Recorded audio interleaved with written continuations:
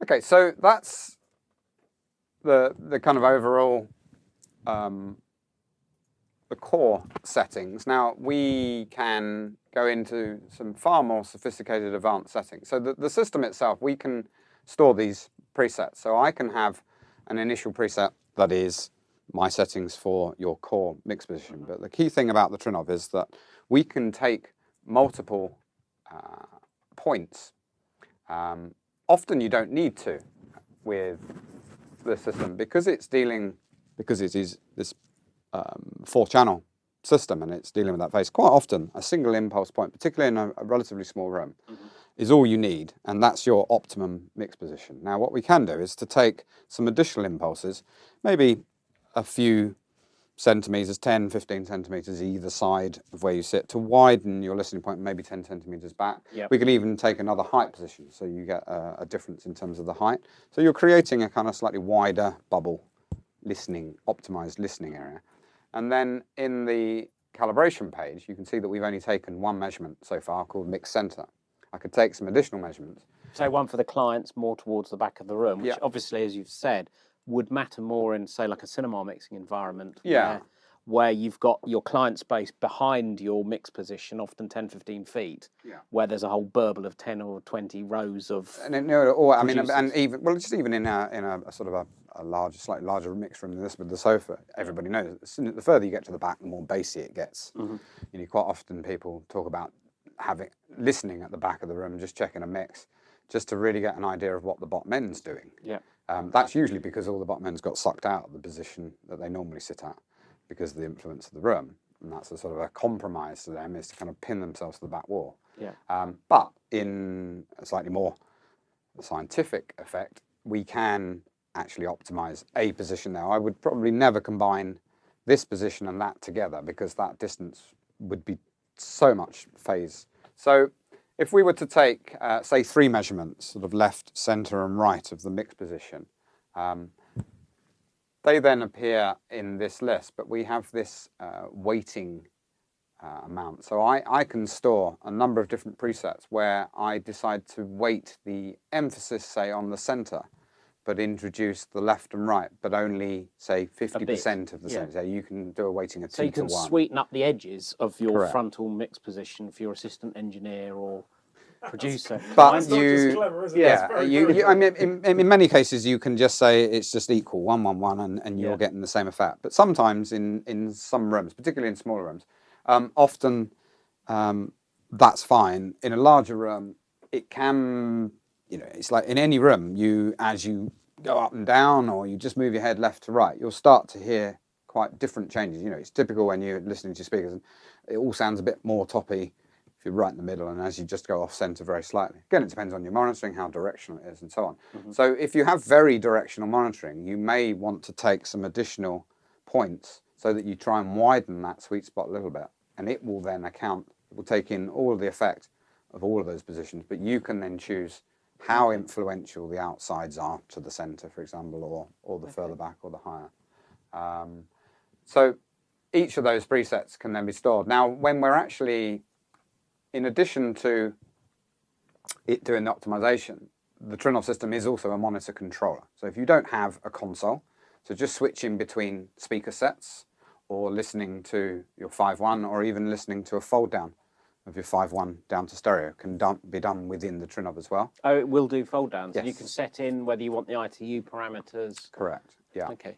So Does that have to be done with the mouse on the screen, or can you get a No. separate box that's got buttons on it? So there are a number of things that we can do. So the system we're obviously demonstrating on a large screen. You can run a large screen like this, but typically we would use like a little 8 or 12-inch touchscreen, or it can be linked through VNC. So the system is a VNC client, so it can just be a pop-up window on your main DAW screen, just on a Mac or a PC using a VNC viewer. So is there an iPad app as well? Not made by Trinnov yet. Okay. But you can buy a VNC app. So, yes, so there's a free VNC app that we run on an iPad that there's a very slight delay, but nothing significant. So yes, you can have that sitting there and switch your monitoring. So in your monitoring here, we've got our main input output volume control. We can create reference calibrations levels, so you can set a reference level. You've got dim. And can you change the dim value? Yes, I can't remember. There may be something in the settings. I forget. Okay. You've then got your actual speaker. So we've got the ability to solo and mute certain speakers in terms of your monitoring. Yeah. I I often want to mute the surround. front and just hear the rears. Right. So you again, want to hear. so here we have here. Yeah. So you can basically mute the front. You've got a front mute and a surround mute. Yeah. And or solo. Mid-side. So you can. Sorry. Mid-side as well. So on a lot of monitoring controllers, you get the M&S so that you can monitor just the mid and just the side. Okay. No, there's no MS selection. You can also have a volume control. The USB, the Griffin USB volume knob plugs in here, and the system sees that. Okay. So that will allow you to adjust in 0.5 dB increments. So again, a lot of people just have that on the desktop and use that. So actually, could you talk us through what is the box? What's in the box? Okay. Called? So and let's maybe go through how we've connected it to my Pro Tools system. Sure. So we can explain to everyone what's going on effectively. So there are two models in the Trinnov range in terms of the Pro side of things. So there's the ST2, which is known as the stereo system. It's actually 4 channels. So an ST2 is a standard configuration with 4 analog in, 4 analog out, and 4 ASCBU in, 4 ASCBU out. And you can utilize any combination of analog in, digital out, digital in, analog out, or digital in, digital out. So in terms of where you put this on your system, depending on your setup, it's typically going to go at the last stage before the amplifier or before the speakers, if you've got active monitors. But it can sit earlier in the path if you wanted to go digitally in and digitally out. Sonically, the A to Ds and D to As in the system are absolutely superb. They're designed and made by Trinnov. Sonically very good. Sometimes people want to just keep it in the digital stage, a stage earlier than that, just before their personal choice of converters that they particularly like. Obviously, if you go analog in, analog out, and you're coming out of an analog out, you are introducing a small amount of additional latency. The system is real time. It has to process on it, much like a plug-in. The amount of latency is known and is very clearly shown on the system. It depends how much it's actually processing, and it depends what sampling frequency it's running at. So at the moment, remembering we're introducing the 3D remapping, which does introduce a little bit more latency. We're actually showing a latency at the moment of 17 milliseconds in and out. Now we're actually under half a frame. Yeah, we're running at 48K. Now I could set the system to internally run at 96, and actually that would probably more than halve that number. Just operating its internal operating system at 96K. So you're typically going to get somewhere around, there's been quite a lot of improvement in the coding of the product in the last 6 months, in fact. So we're now seeing systems, when they're totally set up correctly, somewhere in the region of 7 or 8 milliseconds of processing time. You can't get lower than that at the moment. That is no, and it's doing a lot of number crunching inside. James, can you, as a drummer, hear 7 or feel 7 milliseconds? I doubt I could feel 3 times that. Okay. But you've got to remember, this is in the control room, not in the studio, and this is not affecting your headphone foldback. So, in terms of the only time it's going to affect you is a musician playing in the room. The only slight issues if you're on talkback and your talents, they will be. But if your dim level's enough, it shouldn't bother them. Now, if the latency difference between picture, if you're doing post production, and the audio. Okay. Now, as we all know, the pictures, in terms of your flat screen, for example, that's introduced a 4-frame delay. So you're already accommodating for it. Yeah, but we advanced the picture in Pro Tools. So you've got effectively no delay. You've got a known number in here, and you can also choose to additionally add delay if you want. So it will never move. Once it's set, it's fixed. Yeah. So it's a known number that's fixed that you can adjust and make it later. So you would basically set up your Trinnov system and then accommodate that within your monitoring, and then how you already. But if it's 7 milliseconds, that's under a quarter of a frame. So when you're working to picture in Pro Tools, you can only adjust by whole frame. Yeah. So 7 milliseconds is, if you're thinking of sound travels at 340 meters a second. So I'm not going to do the maths on that very mentally quick. Where are we? 7 milliseconds as distance. No, I'm not going to even do it. Get your calculator out. Anyway, so is that like five meters of difference in terms of it's not enough to worry. Not enough to worry about. No, absolutely. So what's actually inside? Okay, so basically the Trinnov system is fundamentally a computer. In addition to it has an i7 processor, motherboard, but then in addition to that, there is then a Trinnov processor card. There is some intelligence inside there, and obviously then there's all the audio I/O, the HD D2A, and the ASCBU in and out. The system is based around a Linux platform, so it's very, very low level. There's no Windows stuff involved or anything like that. So it's on a Linux OS, completely developed by the Trinnov team. So fundamentally, it's doing some very, very big processing, number crunching of numbers, which is one of the key assets of this system. So if you tried to run all that thinking on the same computer that your DAW was running on, then your DAW would grind to a halt. Yes, and complain. It will be it's like trying to run 100 convolution reverbs at the same time. The whole system would just go. We have enough problems with what as it is. Yes. So say no more. So it has to be done in an external box. This is one of the things that really differentiates it from cheaper optimization solutions, where they are not actually processing real time. All they're doing is you've taken a process, you've captured the elements of the room, and then taken a snapshot and imprinted that into, most cases, just a sort of glorified graphic. So effectively, a lot of the competition is just a glorified graphic equalizer. Fundamentally, yeah, that, and it might accommodate a certain amount of timing, but it's then a plug-in process that's trying to do that, but as a sort of a single. It's not a. It's not comparing phase of all frequencies at all times. No, and it can't, because it's, even if you do multi-positions, it still hasn't got a true relationship of the position of those speakers and the height. So it can't particularly adjust for speaker positioning. Absolutely not. That's the clever bit. No, absolutely. So it's doing all that real time. I couldn't give you the finer details of that, but we're getting into megaflops per second kind of conversations.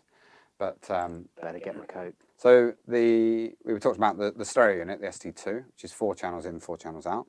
So the advantage of that, you can run either 2 sets of monitors. You can have your bigs and your smalls, 2 sets of near fields, or you could have a pair plus a sub, or a pair plus 2 subs.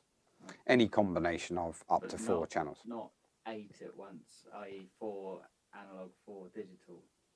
Because you said at the beginning you got 4 in, 4 out on analog or digital, and any combination of the 2. But you can't. The maximum count is 4. 4 I/O, but it can be in any combination. Right. So then we go up to the MC model, which is then configurable, and that can be either configured. That starts at 8 channels. So you've got 8 channel analog in and out, or you've got 8 channel AS in and out, or a combination of both. So 8 in, 8 out, analog and AS, and then you can up to 16. Analog in and out, and 16 AES, and then you can also then go up to a MADI version, which will do up to 64 in and out on MADI. Oh my goodness! So it can do Dolby Atmos. So basically, you do Dolby Atmos and Auro 3D, that kind of thing, which is very much where Trinnov is now being used. Trinnov is widely used in music studios, mastering studios, post-production, and cinema, and even public cinema as well. I mean, particularly in France, obviously, Trinnov are a French company based in Paris. The implementation of Trinnov in the cinema world, there are now 400 theatres in Paris, all running Trinnov actually in the public cinema theatres, optimizing those 5.1, 7.1 systems. Wow. How about live? Very interesting. There are a small number of trials at the moment in live. It is something that Trinnov are moving into. There's a lot of interest with it. The key thing about live is the delay time, because a lot of big live line array systems are already introducing 15, even up to 20 milliseconds. In a very large arena, that's not a big issue. In a very small venue, 20 milliseconds is a lot. the artist will start to feel that on stage. The monitors will be coming early and they'll hear the PA late, very late. So to then introduce a system that's adding even more delay is questionable. Some people are sneering, but it is a brilliant tool for, one of the most common things with live event engineers. It's fine when you go into the O2 Arena for 6 days, you get loads of time to set up, get the sound really good. When you're going in for one night and then tomorrow you're in Germany and the next day you're in Holland, you get... On an unfamiliar rig often as well. The technology in terms of line arrays is superb now. It's amazing what you can do, but you don't get long. So you're there with the engineer is there lining up the monitors. He's got a certain amount of time, blasting some white noise or whatever. You're done. That's it. Band's turned up. We got to get on. With a system like this, half an hour, and the system would have that optimized significantly better than if you were trying to do it manually. So it is an area that Trinnov are definitely going to introduce a product. It won't be exactly the same as this. It's to do with the latency and various other things. It'll actually be similar because the cinematic version of this, they do a product called Ovation, which is the one that goes into the public cinemas, which is the way that you actually do your impulses. This is slightly different. You actually have an array of mics in the room because obviously your cinema can be quite a large area and you can't just, if you just optimize. Oh, they're doing simultaneous multiple readings. So you actually have up to 8 microphones set up in the room, and you just do one impulse, but it's being picked up by the 8 mics, so that you're not just trying to optimize for seat F2 or whatever it is. You've got multiple rows, multiple. You're trying to optimize for pretty much every position in the place. You obviously have to find an average, but it's significantly better than if you don't have it. Okay. And we're doing a similar thing with that with the live, so that when you're at the O2. You can optimize for the balcony versus downstairs, for example, because the line array has the capability to be able to do that, because you'll have one array for the upstairs guys and one for the downstairs guys. So again, they can be optimized separately. So one thing you mentioned earlier that I was particularly interested in was that the MC especially can do your bass management for you. Working in 5.1. Both can do that. So if I show you in terms of my setup here, I haven't implemented it in this particular setup, but the other reason why you have the 4-channel or the 8-channel is because you might have bi-wired speakers, so you want to actually control your top and bottom separately, so in a 2-way system. So again, the Trinnov is capable of delivering that for you, and we can add as many crossovers as we wish and actually draw the crossover curves between the tops and the bottoms of a 2-way system or a 3-way system. And we also then have bass management. So if we wanted to specify that the system had a separate sub or even 2 subs, we can then send a separate discrete output to that sub. So you can control the filters of what goes to the sub. So quickly you can switch between working in cinema mode where you've got a discrete channel just for your additional LFE, and working in maybe in surround where you want to work in a bass managed environment where your subwoofer is dealing with everything below 100, for instance, because you might be working on some smaller satellite speakers. Correct. But you're able to touch of a button to flick between the two scenarios. So in terms of our sources that we can see on the screen here, we've chosen a 5.1 ITU standard for this room, and there is no LFE in this particular setup. Yep. We can choose which order our speaker settings are, so we can say LCR, LCRS, and so on, in terms of defining that. So we've taken left, right, center, there we go, and left surround, right surround is our choice. So then when you go to the speaker setup, you can define how many speakers you have, how many subs you have, and then choose whether you want to have the system do the bass management for you automatically. And again, as you say, we could define 2 setups. We could have your 5.1 with a separate 0.1 that we're sending a clean signal to, and then we could go back to doing a and that can TV adjust mix. for the plus 10 on the subwoofer. And you've got all of the level adjustments and everything for that can be set up. And then we can, if your bass is unfiltered, you can then set that filter and send nothing above 100 hertz, 110 hertz, whatever you wish.